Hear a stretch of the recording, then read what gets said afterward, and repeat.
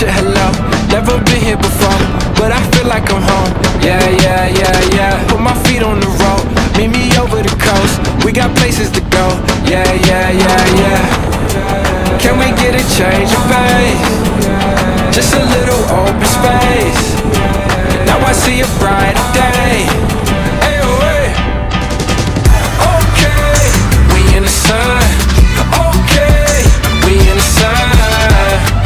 Hello, hello, hello, hello, hello. Okay, we in the sun. What's up, guys? Hope y'all are doing well. Today I'll be joining the Texas Adventure Riders from Dallas, Texas, and it was a kind of meet and ride today. We are going to be attempting the Ennis Loop, which starts in Ennis, Texas, which is about 30 minutes south of Dallas on I-45. It was nice to kind of meet the group. I've never ridden with anyone in this group before. Met up with them on Facebook, and now just tagging along on a ride.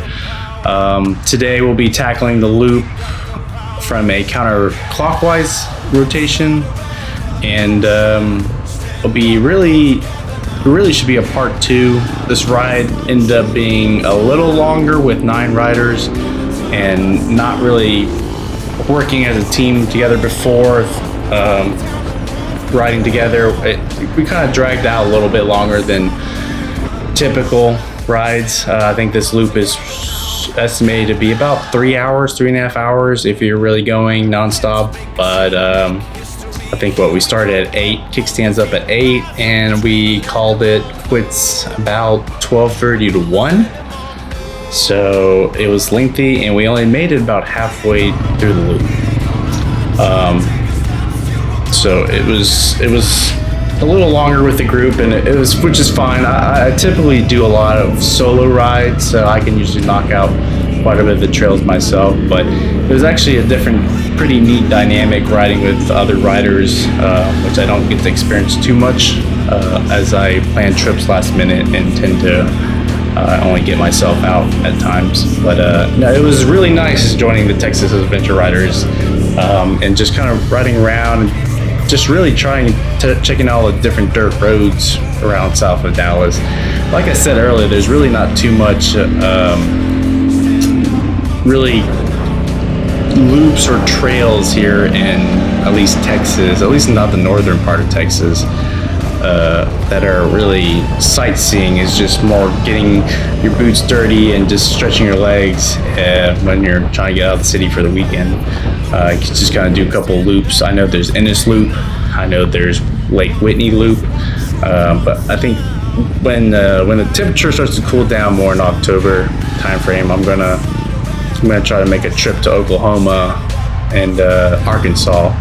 And it'd be nice to also join the adventure riders down in central Texas around Austin, Lake Travis area. I just been knowing that there's a lot more scenic views and actually trails worth riding down there. So that's definitely on my list to do as the temperature starts to cool down a little bit. Yeah, temperatures on this day, we've been averaging about 105 in Dallas for about 2 weeks now, and mid-early July. We just actually broke over 110 degrees the other day, which I believe it's a record high for that particular day here in July in Dallas. But it was hot, and this particular day we were about 100. We were going 85 in the morning, and then about 104 by 1 o'clock when we kind of called it quits. Yeah, so temperature was definitely on everybody's mind, just trying to get through the loop and not be too exhausted and dehydrated. Like I said, we had a group of 9 riders. We did stop here and there to kind of rehydrate and just kind of regroup on what we're doing. I know some people wanted to leave halfway and break off to other plans, but I think overall as a whole group, we kind of hit halfway point and decided we were on main roads, just kind of all head back. And there'll probably be a part 2, or at least I'll attempt the part 2 or a second half of the east side of the loop. Like I said, going from the bottom side of the loop of 45 all the way back up to Ennis, Texas, ending at Buc-ee's. But overall, it was pretty nice riding with some other adventure bikes I don't get to see too often, or in person up close. So a couple of GS Tigers, Yamahas, Teneres. We got two KLRs, 650s, as you can see right here. There's one riding right next to me. Those things were pretty fun to ride with, actually. They're very loud, and they just got on them full throttle, and they're very throaty. And they kept up with us for the most part on the freeway and through the dirt. Well, through the dirt, I mean, I think most are expected to. KLRs are known to go a lot of places. So, great riders, meeting everyone, and I think I'll probably join up with a couple of them on future rides. I think it's a good group of guys. Everyone seems to be, no one's going too wild or crazy, but it was overall just an awesome trip.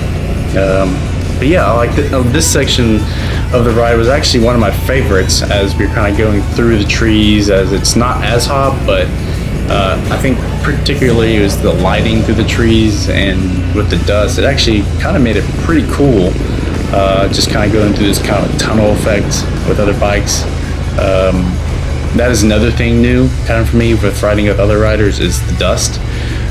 Very aware of it, off-roading with my truck, doing trail rides with my trucks and off-road Jeeps and other Tacomas and 4Runners. Experienced that a lot, but first time on a adventure bike, kind of. So it was pretty surprising how much dust get kicked up into your helmet, being at the back or in the middle of the pack. So that's something I have to keep in mind. Maybe be more of the trail leader navigation, so I don't have to be in the back too much. But yeah, overall, it's a great trip, great ride. Like I said, I think another group actually completed it the same day, about 3.5 hours, maybe 4. But yeah,